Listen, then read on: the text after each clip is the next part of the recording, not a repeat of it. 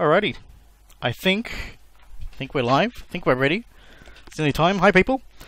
So what I wanted to do today was do a stream where I run through all the games that I made in 2015, so that I can talk about the things I achieved, the things I didn't achieve, and maybe some of the direction that I'm going to have for the coming year. So I'm gonna talk about each game, gonna play from beginning to end, and then after each game I'll stop, and if anybody in chat's got any questions, I'll answer those. So to start with, we're gonna look at Above the Waves, which is a game I made for Adventure Jam. I made it with my partner Mim. She did most of the character art and the character animation. We made this in a open source engine called Sludge. Which is quite a flattering, flattering name. But yeah, let's check that out. I'll bring it up here. Nope, not that one. Doink. Hey, there it is. All right, so it's a single verb point-and-click adventure game in which you play a yellow octopus that likes the stars. We wanted to have cutscenes in originally, and not have any text in the game at all. Like, the idea was that we were gonna not have to localize it, which would have been preferable. But we kind of ran out of time for Adventure Jam and packed in these title cards instead. So this is the story of an octopus named Yok Yok. Yok Yok loved the night sky and the stars and the moon. And so we play this kind of cute little octopus dude. He's fun. All these backgrounds and stuff I did in Inkscape, and Mim did all the character art in... most of it started in Inkscape, but she did all the animation and stuff in the GIMP as well. Yeah, it was a lot of fun to work with these backgrounds. The original concept art that I had, like I did a lot of paintings and stuff to try and get the atmosphere and mood that I wanted to present. It's deviated a little. It doesn't feel quite as alive. I wanted to have like the seaweed animating and like distant fish swimming in the background and stuff. But for what it is, I think it came up okay.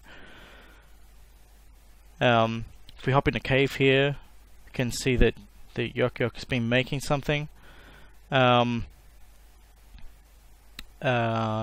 Yeah, it's kind of ambiguous as to what it is. If you're not familiar with it, if you know what it is, then you recognize it immediately as being a map of our solar system, which happens to have the moon missing. So there's not much you can do in there at the moment. I feel like the cave is kind of inviting, so I want players to go in there and kind of discover the solar system chart before they go off and explore. But, you know, it doesn't hurt the game if you do. If we zip over to this screen, we see that there's a pearl down the front here, which we can pick up. Oh no, helps if you click on it. Yoink! Now if we right click, we've got access to the inventory. Not that we can use that for anything at the moment. I added a like a double click mechanism so that you can double click to travel to the next scene. That speeds things up a little bit. And if we use the pearl where the missing moon is, boink, we complete it. One of the things that we didn't find time for to put into this game was sound effects, and I really think that sound effects probably would have made a big difference to how things worked out. So like a kind of negative sound when you do something wrong or can't do something, or a positive sound effect when you solve a puzzle like that. So the idea is that you don't know what to do from there on. You go out, and then suddenly a cutscene happens. A strange light from above shines downwards, pulling our hero upward. Yok Yok watches as the stars come closer and closer, and the sea and his cave disappear far below. And we kind of did this kind of slideshow type replacement for the cutscenes, which is kind of cute. And now we're stuck in a thing, but somehow he gets out. Hooray! Yeah, so the idea is that we've been kidnapped by aliens. Don't really want to kind of make it too explicit. I didn't find time to put starscapes and stuff in the backgrounds of the viewports here. But yeah, I really would have liked to have gotten a bit more kind of interesting environment stuff happening out the windows. These canisters contain sea creatures. There's the jellyfish here with us. He's now in our inventory. You can swim around with us. I kind of originally wanted to have this idea of the creatures that you collect follow you around in this kind of bobbing conga line, but that kind of never really realized. It gets kind of crowded, but yeah, it's something that I kind of still am thinking about. So we got a hand panel on the door here that we can't do anything with. We can't go out the door. There's a glove here. Unfortunately, the kind of reach to use something animation and the I don't know what I'm doing animation are not distinguishable, so it's very difficult to tell what's going on. And we can use the jellyfish with the glove, and now the jellyfish is in the shape of the hand, so the glove is kind of like a mold for the jelly, which has been intuitive to some people and not intuitive to others. The reason that I locked the player in this room to start with was that I wanted to make sure that they understood that they had to get the creatures, that they could use objects with other objects in the environment, and to also give an idea of like the complexity of some of the puzzles, that they are kind of multi-step, before you end up having to deal with anything else. So we end up in this kind of corridor here. There's another container room. I put all these kind of I guess room labels above each doorway to try and help reinforce that each room has a role, and in this case there are 4 sample containment rooms that you can go between. So we got a starfish friend and an eel friend, and they're down in our inventory now.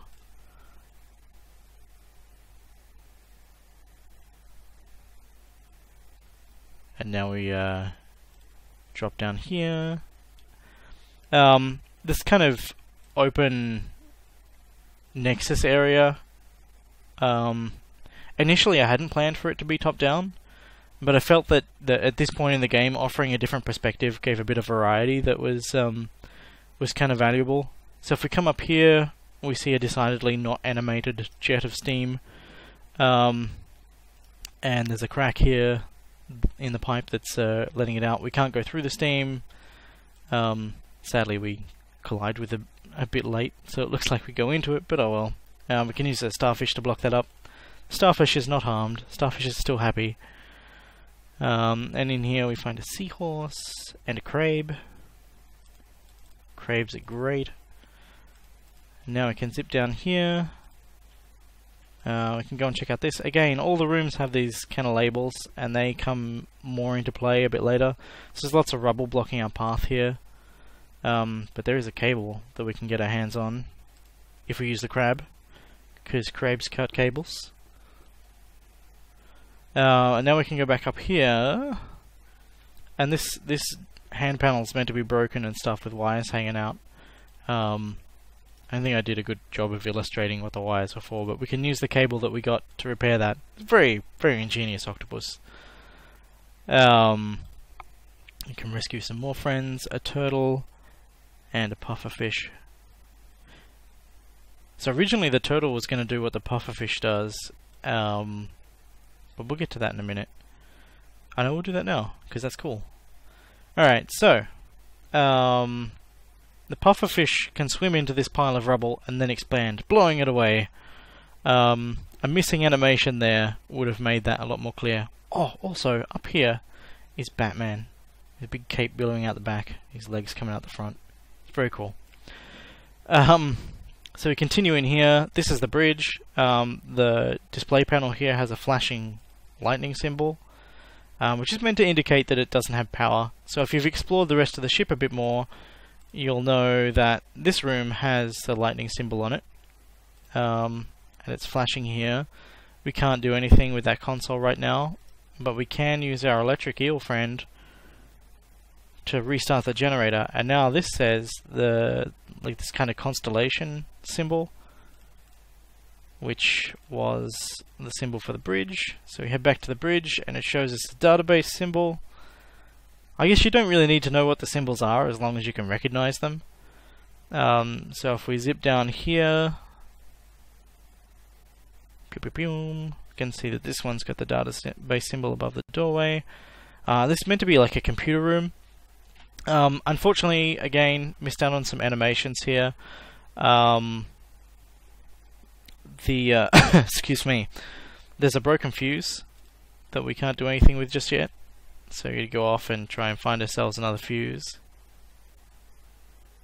And this room is meant to be like full of escape pods, and there's an open escape pod that's got a fuse that we can take. Originally this was like some kind of storage area, and we had to use the crab to cut a lock and open a locker or something. So now we can use our fuse, or fish finger if you prefer, here, and then we can turn on the computer system by clicking this one. And at that point I wanted to have like lights flashing around, so I kind of wanted to have like the states of the computer core here be readable, so that when the fuse is busted, nothing's there, you put the fuse in, couple lights come up, you activate everything, then everything lights up and looks really active and cool. So now if we go back to the bridge, we see a number of icons down the bottom here. This one here, which is meant to be shields, is flashing. This one here, which is meant to be navigational to set a course that we might go on. Initially I wanted to have this allow you to set this into 3 different states, which would give you 3 different endings depending upon where you plotted your course. So you could go home and back to the ocean, or you could go back to the ocean, you could go out and explore space, or you could go and try and find the aliens that abducted you, because they've all left the ship. You know, obviously there's been some kind of accident, so there would have been an option to kind of follow where the escape pods went. So we got this icon here, which is meant to represent the engines, which is back here in the engineering section. We can see this on the panel now, so we use that. Unfortunately, I forgot to put an indicator in there that you've actually done something. It's not very clear. A few people got stuck there. We come back here, and finally it's awaiting the final authorization by putting the jellyfish on the handprint there. Hooray! And now, since we didn't have time for the multiple endings, you just go home. So yeah, the big window, the kind of main view screen, I want to have that have like a little bit of a view of what's going on outside the ship, and so we could have had the Earth be visible and stuff. But yeah, so that's what we managed to make within 2 weeks. It was an interesting process. I think probably the best thing that came out of it for me was that I used all the placeholder art that I made. I used as concept art. So like the ocean scenes, for example, they were all like really simple implementations of that, and I like totally forgot to turn the game back up. Oh, doesn't matter. It doesn't have any sound effects. But the music's cool. But yeah, we kind of used the temporary placeholder stuff to really rough out the shapes of the environments that we wanted, so that when it came time to paint more detailed stuff, we didn't have to think so much about that sort of thing. So we kind of doubled up there. I didn't manage to get time to revisit this one in 2015, but this year, 2016, I am hoping to release an expanded version, which has like more animations and sounds, and a few more underwater scenes, and a few more spaceship scenes, as there are a couple of rooms we couldn't go into there, so it'd be cool to be able to explore them, and of course proper cutscenes as well. Yeah, and the Patreon supporters that I had at that point in time, so thank you very much, people. Much love. And that is Above the Waves. So yeah, first game that I made in 2015, point-and-click adventure using some open source tools, which is a nice segue into the second game that I want to show here, which is called Robin's Rescue. Now, Robin's Rescue is a game that I made. Let's run that. There it is. So Robin's Rescue is a game that I made using the same tools as Above the Waves. It's got a more traditional menu type stuff, which Above the Waves didn't. That was another reason why Above the Waves wasn't as good an example game. But the idea is that you play as Marion, who has to go and rescue Robin, who has managed to get himself captured. Thanks, Robin. So in contrast to Above the Waves, all of the backgrounds are painted raster images rather than vector images. The animations are kind of simple, the sounds are kind of simple. In some respects, it's like both more polished and less polished than Above the Waves, which is kind of interesting. So we found a key under the doormat in front of the portcullis here, and now we can go inside. Uh-oh, some guards are coming. I better duck into this tack room. So now we find ourselves in a tack room with horses. This is Thunderbolt, the fastest horse in all the kingdom. If there's time, we'll come back for him after we've rescued Robin. We weren't expecting to see Philip here. This is Prince John's horse. He must be visiting the castle in secret. I just made up a bunch of vaguely Robin Hood-esque sounding stuff. Jefferson is the sheriff's horse. It's sad to see him, such a nice steed, paired with a tyrant like him. Lily, my own horse. If there's time, we'll come back for her after I've rescued Robin. This is Steve. Steve isn't a very nice horse. Steve. So we need the rope here.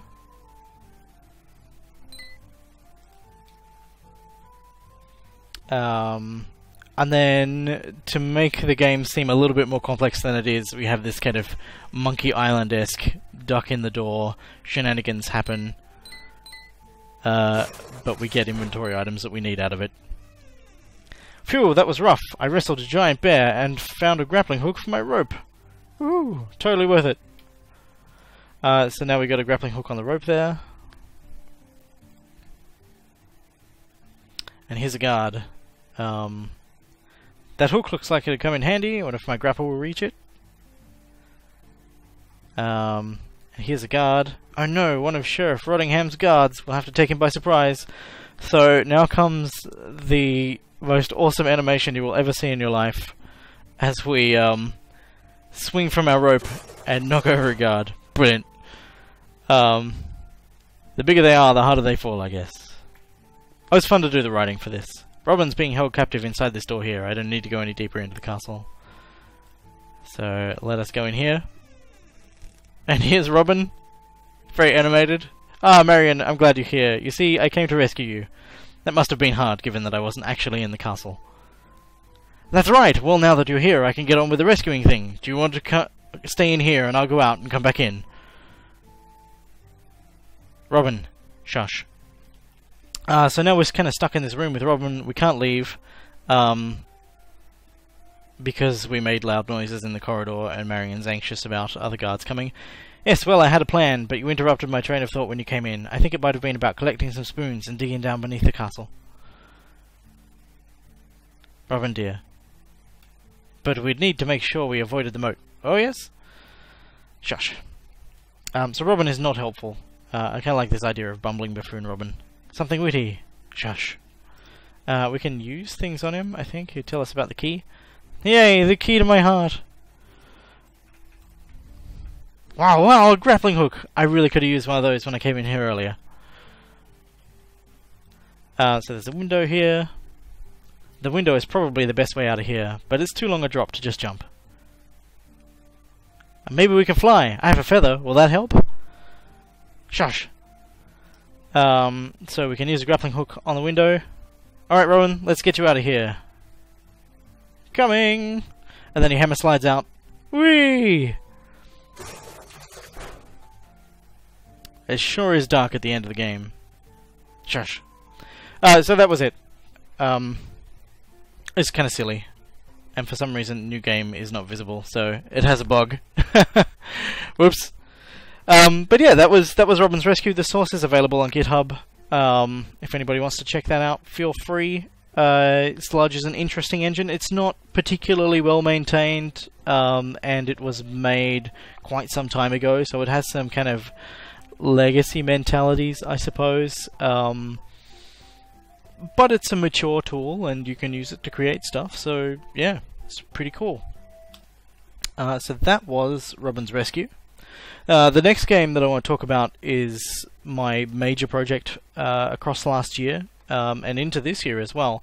It's called Winter's Wake, and it is a first-person text adventure, if such a thing is something that we can imagine in our minds. So bear with me a second. I'm going to hopefully not crash OBS this time while I bring up Winter's Wake.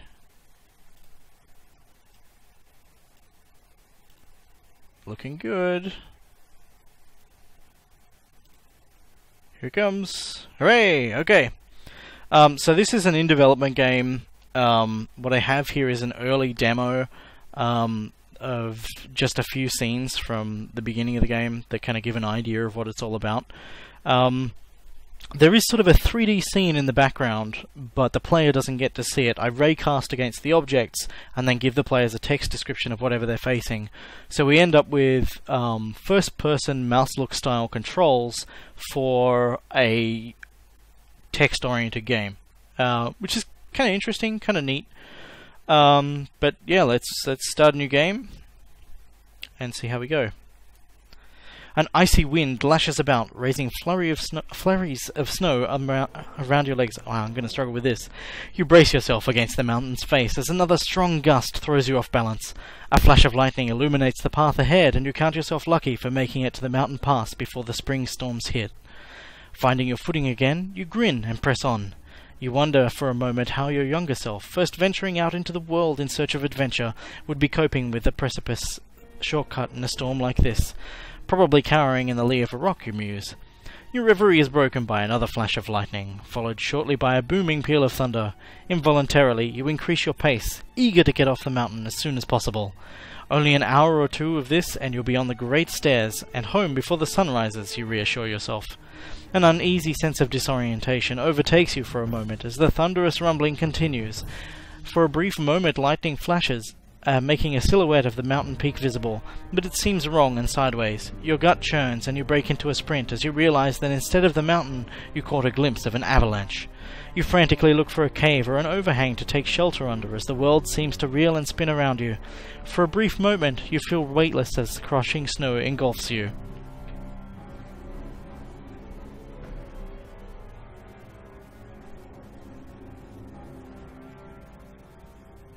Exciting! I'm excited. I hope you're excited. So we play as an adventurer who's on their way home after being out adventuring for a long period of time, and we awaken to find ourselves at the foot of an avalanche. The sound of morning birdsong awakens you. Dappled sunlight touches your face, and the smell of pine fills your nose. Fighting dizziness, you climb slowly to your feet. You find yourself in a large glade dominated by snow from the avalanche and a large oak tree. You know, I think I'm going to reword that because it's the large oak tree that is dominating. The snow is not from the large oak tree. Near the foot of the oak lies a sturdy-looking branch. You have no idea how you survived the fall, but you're sure you have a cracked rib and your left shin feels broken.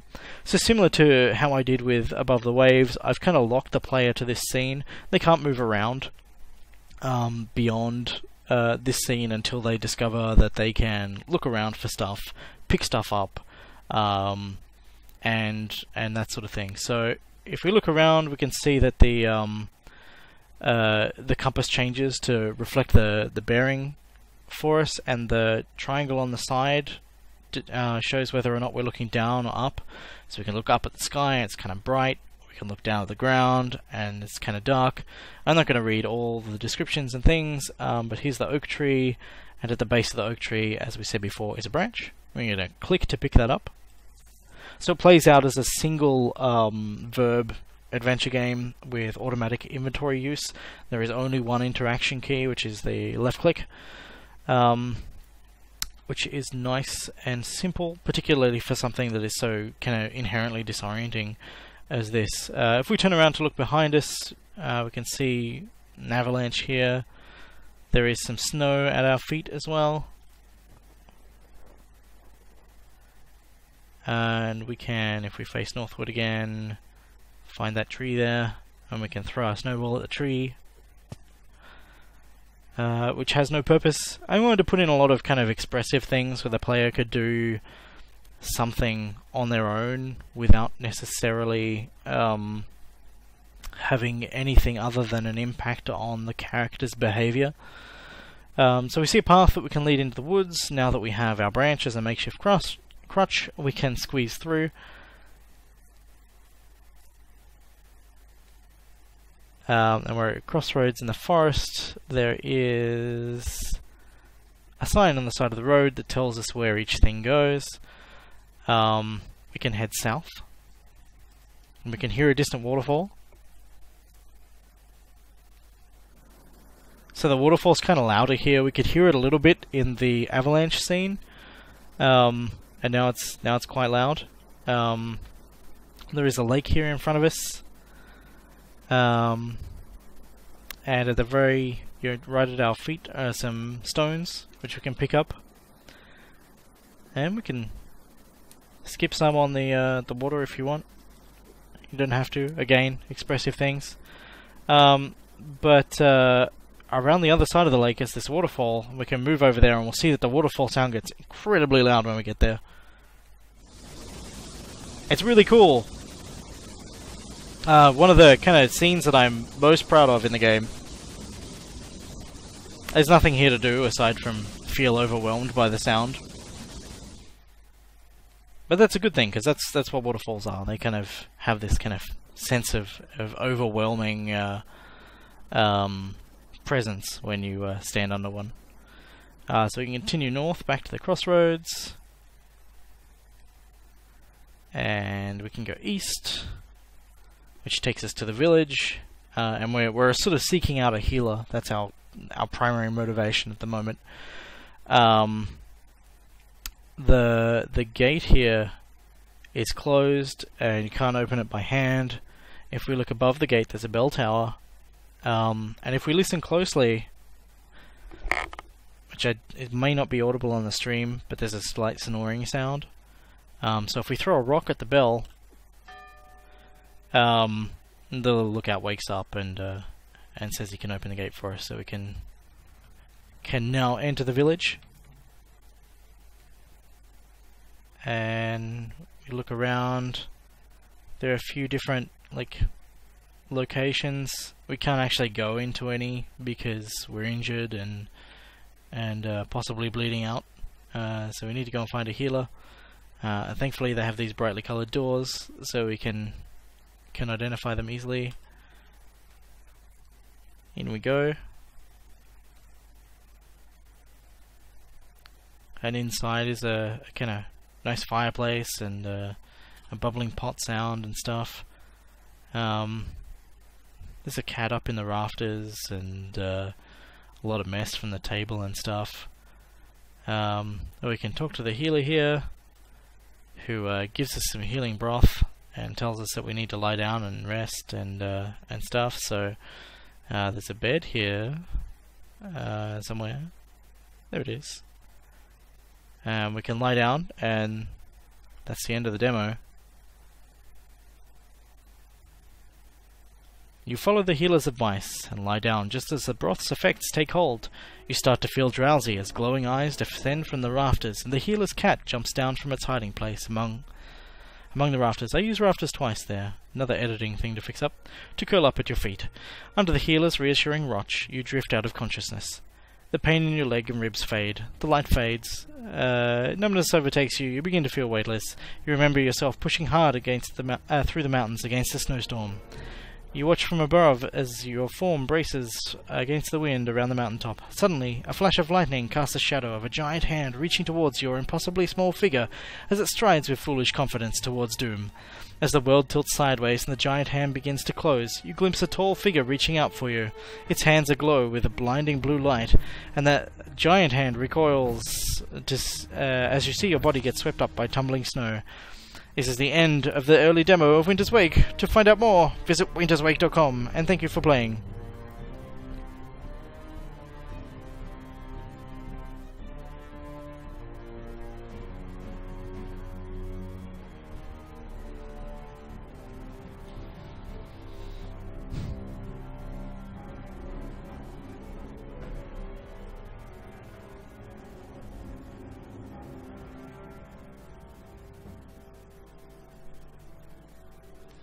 So this is a lot earlier than I would ever feel comfortable sharing a project normally.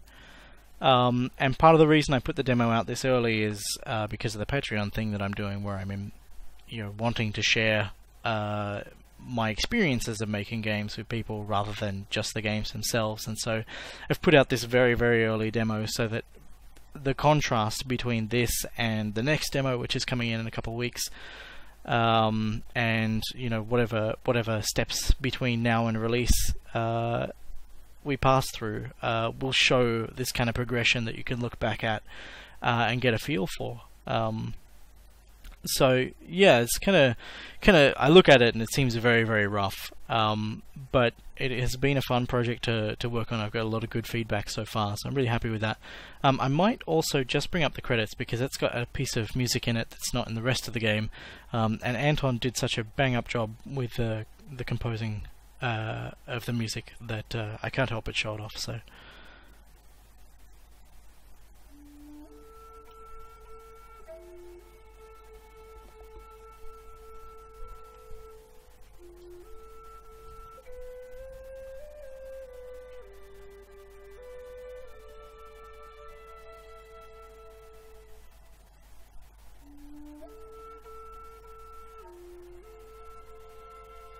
So I've had a couple of friends help out. My dad, Henry, is working on a few little bits and pieces of programming for the engine. In addition to Anton, I've also had Jasmine and Caroline helping out with just general audio stuff. But beyond that, I've kind of done everything myself, which has been a fun experience as well.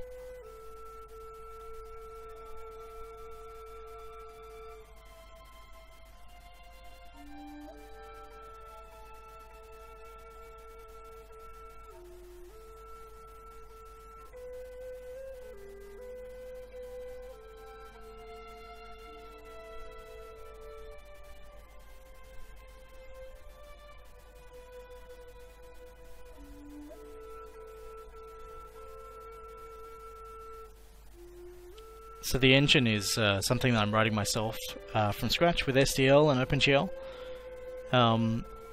First time I've ever written anything this low level. Like, I've used tool sets and engines and stuff before, but I've never really kind of dived down and done something this low. I mean, my attitude used to be that I would, if I spent all my time making tech, I'd never make any games.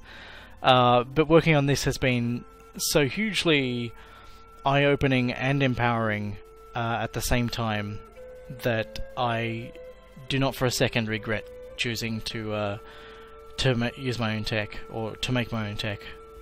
And I hope at some point to release the engine as a tool that other people can use if they want to make similar sorts of games. But yeah, so that is Winter's Wake. Yeah, like I said, there's a new version of the demo that I'm working on at the moment, which I'm hoping will be ready within a couple of weeks. It's going to have head-mounted display support, so one of these, or the DK2, or hopefully the consumer version. It doesn't have Vive support yet, but we're talking about trying to get that happening. It has a few extra sort of just general gameplay improvements, but most of the changes are sort of behind-the-scenes engine refactoring things that make everything a little bit less dodgy. But yeah, so that's really cool. And I've actually since used the same engine to make a couple of other smaller games for game jams and stuff, which have been great to have like the extra use cases to flesh out the engine's role. So the next game that I wanted to cover is Voices of the Past. This is another game using that same engine. Characterized as a very different game. Like, I would call Winter's Wake an adventure game because it has adventure game style puzzles, whereas Voices of the Past is very much more of a interactive fiction type thing, where it's about kind of progressing through the narrative more than anything else. So without further ado, let us fire that one up and check it out. So here it is. So this was made for a game jam called TasJam. The theme for that was voices and access. So they wanted to kind of prompt people to make games that commented on or explored the notion of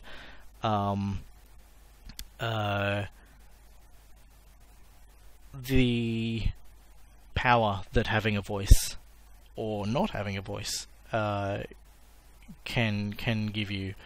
And in this case, we decided to make a game that explores the life of an elderly person who is feels very much alone and isolated.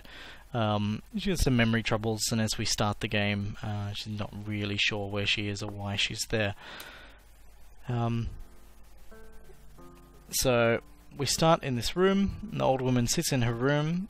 Though the addition of small personal items adds some individuality, the room's layout is virtually identical to that of every other bedroom in the retirement home.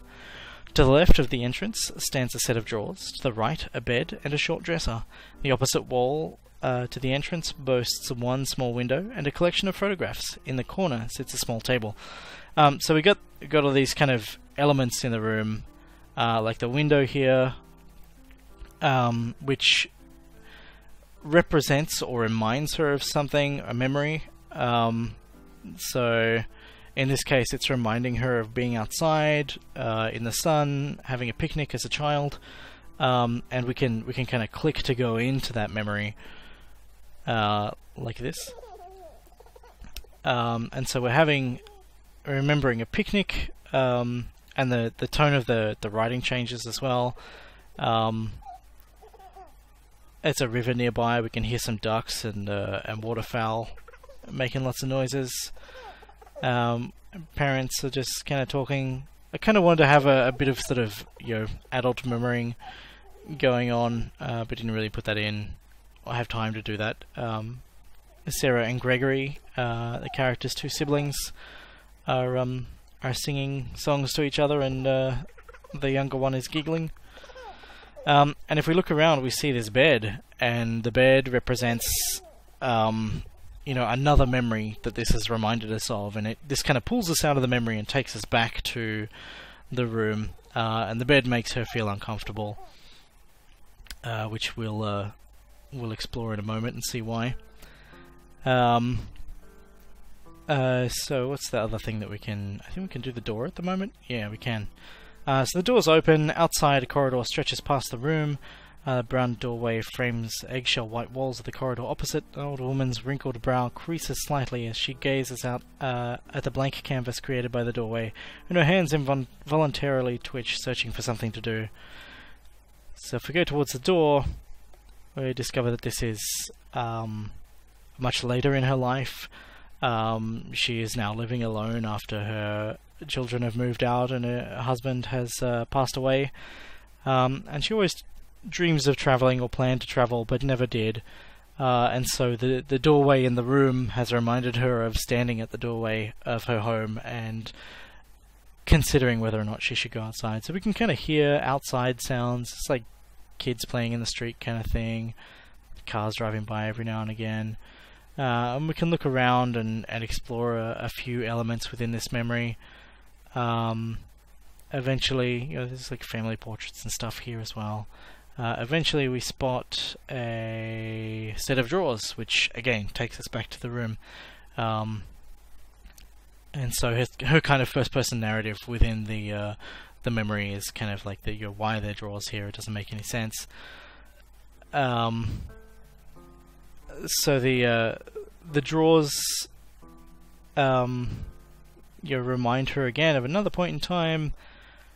And now she's in the kitchen with her mother. She's a young teenager, and she's being berated by her mother for stealing something when she didn't actually steal it. And so she kind of doesn't have a voice in this context, and is not being listened to, and feels kind of betrayed and sad and stuff.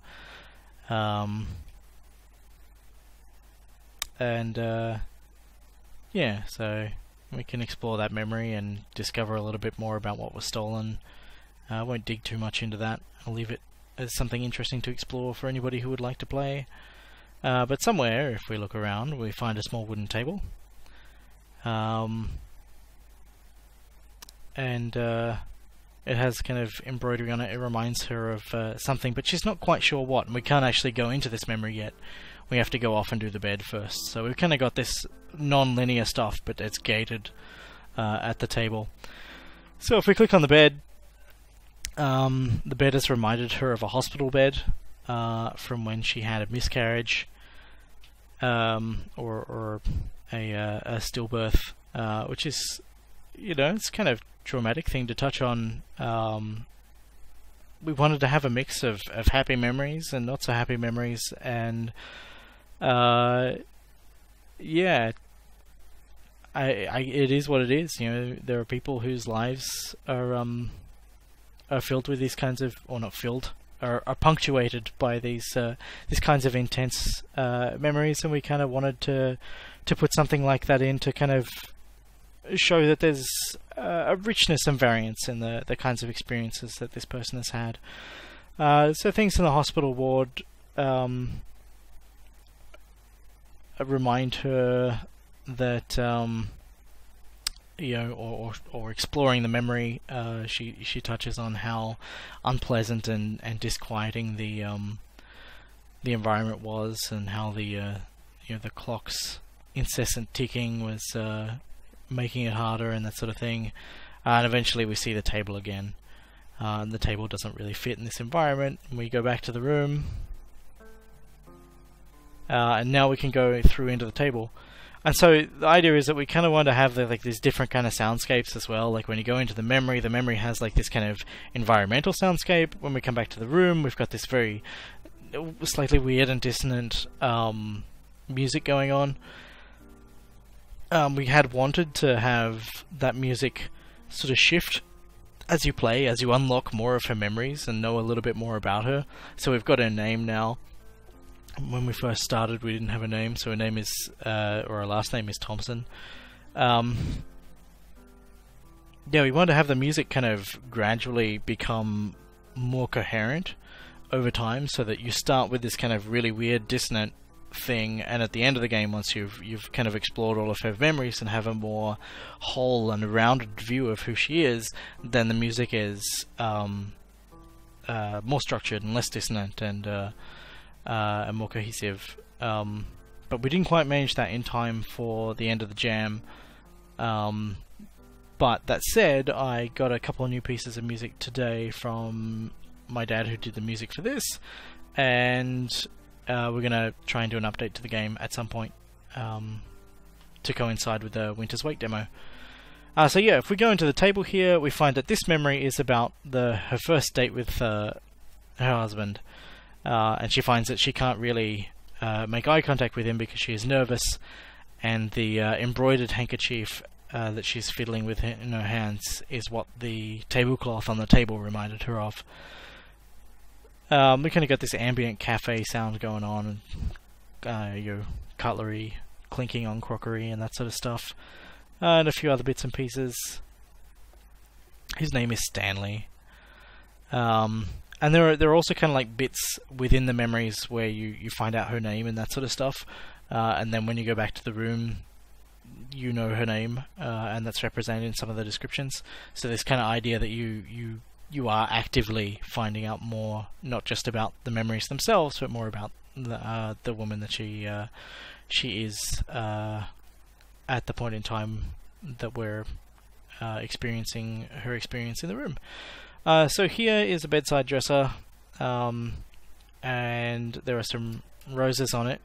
If we go back to the room, and roses are making her feel unpleasant. Her name is Candace, we've found out, because that's mentioned in the previous scene. So we go in here, and she, as an older person, has had a fall in the garden, and because her husband has passed away and her kids have moved out, there is nobody around to help, and she's kind of lying there in the garden, calling out for assistance as it grows dark. And yeah, so there's kind of a garden environment around, and there's a house nearby. And this is kind of meant to be like a first kind of really isolating experience. You know, she's crying out and nobody can hear her, like the neighbors can't hear her because I think they're away or something. I can't remember what we wrote. But we find that along the fence are a collection of photographs. And if we look at these photographs within the room, which I completely forgot to do, we find that the description of them changes to make them feel a little bit more familiar. But when you start, like, all of the faces are of people she doesn't recognize, but then as we come back here after exploring all the other memories, we can see that the faces are people that she loves and cares for, and people who in the past have cared for her. And now she kind of feels a little bit abandoned, a little bit alone. She wants to know why they've all left her in this room. And so we go into this memory, and this is the ending, and a knock on the door from her granddaughter kind of breaks her reverie. And it turns out that, you know, her memory's not so good, but her extended family is still coming to visit her, so she's not quite as lonely or isolated as she kind of assumed. And, you know, her granddaughter alludes to things in the memory, so notices that there's valves of roses on the dresser, and says that, you know, well, actually she throws the roses in the bin to just get them out of the way, and puts daisies in there instead, and talks to her about embroidery and that sort of thing. Yeah, so that was that game. We did that in 36 hours, I think it was.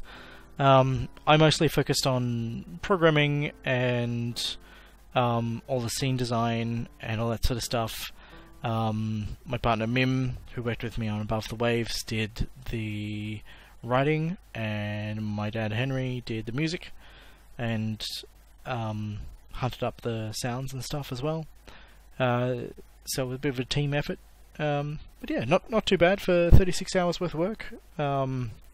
Considering I already had an engine that I was very familiar with and had created for Winter's Wake, it certainly made things a lot easier. But yeah, it was a fun project to work on. Certainly caught a lot of people's eyes. We were awarded Best Use of Theme for that, which was quite touching, I suppose. I mean, I don't really do things for awards, but I am very proud of the work that my team put into it. So yeah, it's very cool. And that brings us to, I think, one more game. The last game is called Super Happy Fun Sun. It was made with an engine called Godot, which is one of the engines that I was considering using for Above the Waves. I dive into engine choice and stuff in the article that I wrote that accompanies Robin's Rescue. So if anybody's excited by that, you can read a little bit about the Godot engine there. So let's dive in and have a bit of a go at that. Providing I can... There we go. Let's make that a little bigger. Nice. So yeah, this is made using Godot, which was an interesting experience. I haven't really used this engine before. It's pretty good. Got some rough edges, but it's getting a lot of development at the moment, so that's really promising. So if we start a new game, we get a little bit of hint text that tells us about it. The first level here... actually, I'm just going to quickly turn...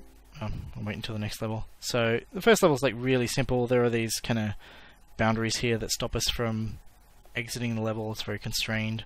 You have to pass through this gap in these asteroids to be able to get to the exit. The instruction text tells us that the wormhole is the goal, so in our effort to reach the wormhole we have to pass through this nebula, and so we now know that nebulas are cool things for us to get. We get a little summary screen here which tells us we took 30 seconds to finish, and that we found 2 of 2 nebulas. Hooray! That's pretty cool. So this is the second level, introduces planets. It says that we can orbit them closely and quickly, which will bring them to life. So again, we come up out of here, and if we hunt around, we can... There we go! Hooray! So you orbit around the planet to wake it up, make it happy, bring life to it, and it kind of gets lit as you pass along around it, which is kind of cool. We missed one of the nebulas, but they're optional, so it's all good. So this next level has a black hole and introduces the concept of like dangerous gravity. If we poke ourselves just in above the event horizon, or into the sort of particle effect here, we'll end up passing through the event horizon. It's positioned in such a way that it's awkward to orbit, because you'll end up bumping the top of the level and falling in, but it's kind of recoverable a little bit, so you can get around it if you need. Hooray! And I put these asteroids here so that when, like, most players are probably going to be fairly accelerated by the black hole, and end up kind of overshooting the white hole or the wormhole that they need to get into. So we can zip on in there. The third level introduces comets, and before we start, we're kind of stuck in these asteroids, so we kind of have to watch and see that comet there woke up the planet for us. So now we know that comets can wake up planets. This comet gets pulled through a nebula, so we now know that comets can wake up nebulas as well. And if you get them fast enough, the comets themselves wake up and get happy.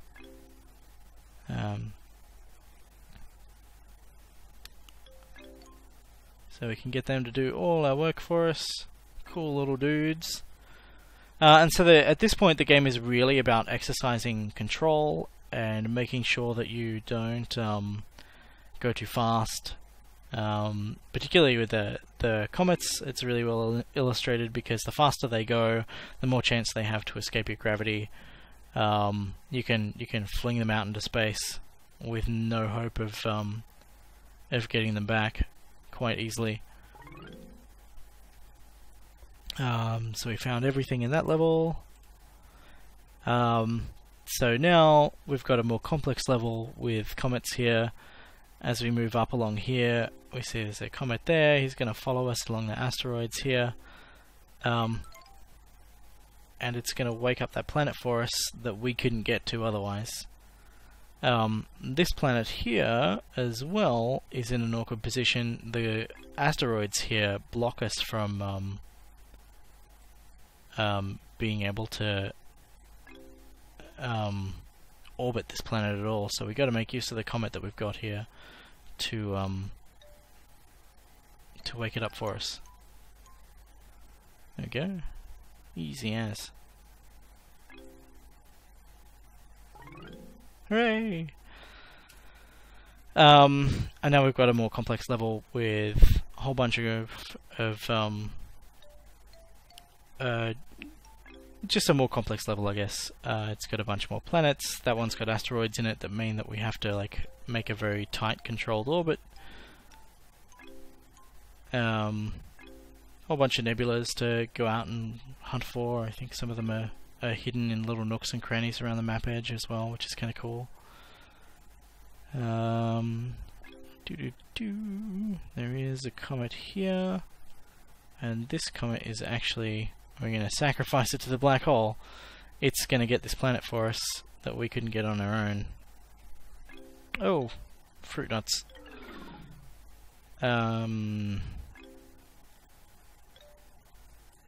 So we can see that the comet is now stuck in that black hole's pull.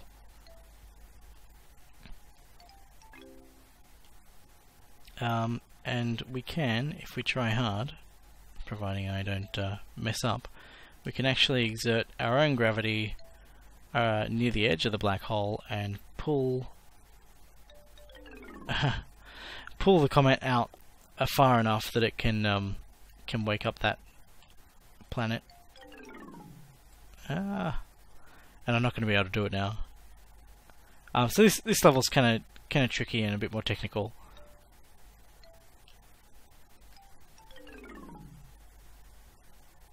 I'm failing at my own game. That's a good look.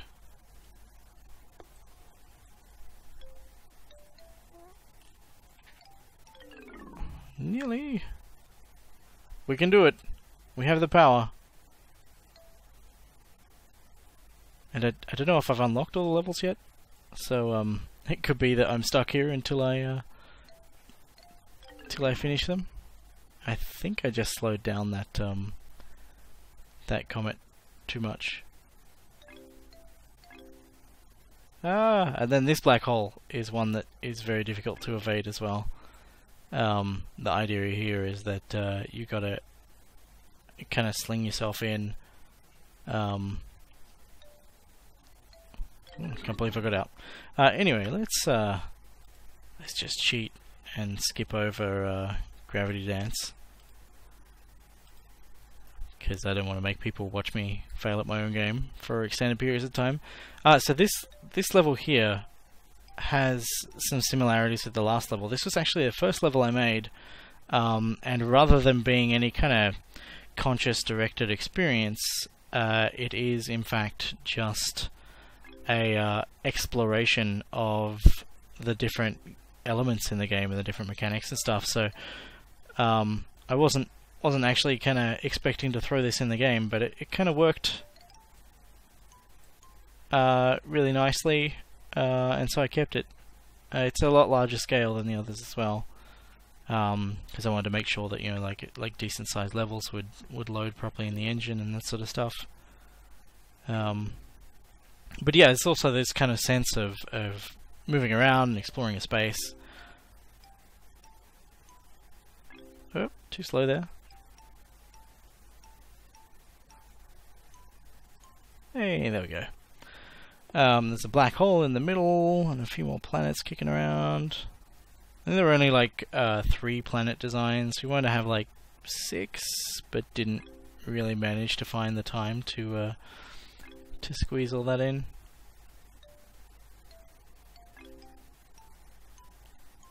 So Mim did the planet animations and graphics. She did the sun.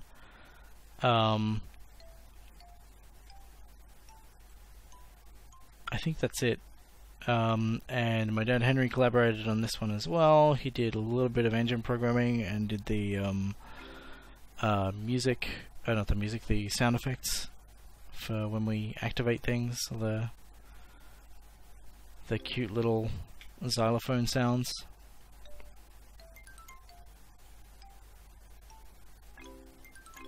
I think that's everything. It is. Hooray! We've finished the game. Lots of fun. But yeah, it's like, as far as being a prototype goes, like a prototype that is about gravity and collision as movement challenges, it feels like it explored most of the things that I wanted to do. I think if I was going to make that into a full game, I'd probably need to add a few extra like gameplay elements. So probably something that will kill you if you collide with it on touch, but it doesn't have gravity. So like maybe antimatter asteroids or something crazy like that. The ability to have like objects move on a track. So planets that move and you have to orbit them as they move, or asteroids that move and you have to time your movements past them, would be cool as well. And some kind of trigger mechanic that would allow me to kind of say make a asteroid disappear when you orbit a particular planet or something, so that it can have some kind of gating in a level. And I think the other thing that I would put in would be some kind of checkpoint system, so that you can like go through a checkpoint and you will respawn there if you die, rather than having to respawn at the beginning. Particularly on the larger levels, it does make a big difference.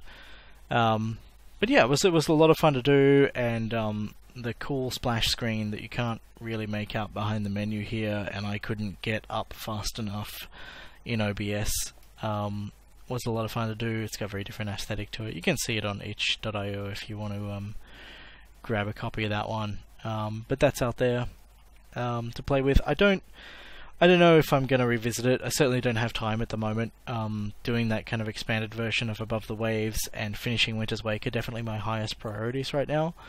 But like I said, it was still really cool to kind of flesh the idea out a bit more, and turn it into something that's playable. I think if I did redo this, like I said, some more puzzle elements would probably be worthwhile. I think if I added in those 3 bits and pieces that I mentioned earlier, I could probably expand it out to maybe 20, 25 levels that gave kind of interesting experiences. But I think I would also want to try and make some kind of... Oh, thanks, Steam. Would also want to try and make some kind of procedural level generation system and add in a level editor as well. So that other people can make their own levels and stuff.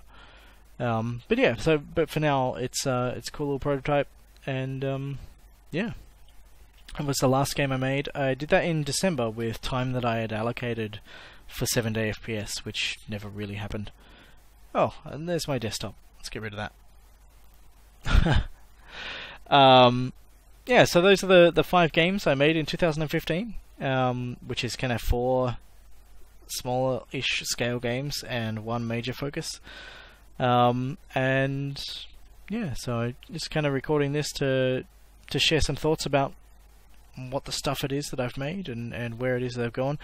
Next year, I'm anticipating making at least a similar amount of this year. In 2016, I'm anticipating making a similar amount of like prototypey things, probably for a year. I mean, unless the Patreon thing picks up and I can take on less contract work. Yeah, I don't think I'd be able to squeeze out more than that. But I do also hope to get Winter's Wake out probably mid this year, maybe, and Above the Waves at some point as well. But yeah, that's that. And thank you to those who shared in 2015 with me. Thanks to those who gave feedback and thoughts on the games as they were being made and after they were released. It's certainly something I'm very thankful to have. And I will be doing another Winter's Wake dev stream later this month, so if that's exciting, keep an eye out for that. We're going to be talking about scene design and some of the things that go into to making an interesting and explorable scene. So it should be fun. But anyway, that's for another time, and I will leave you here. Have fun, be awesome, and thanks for playing.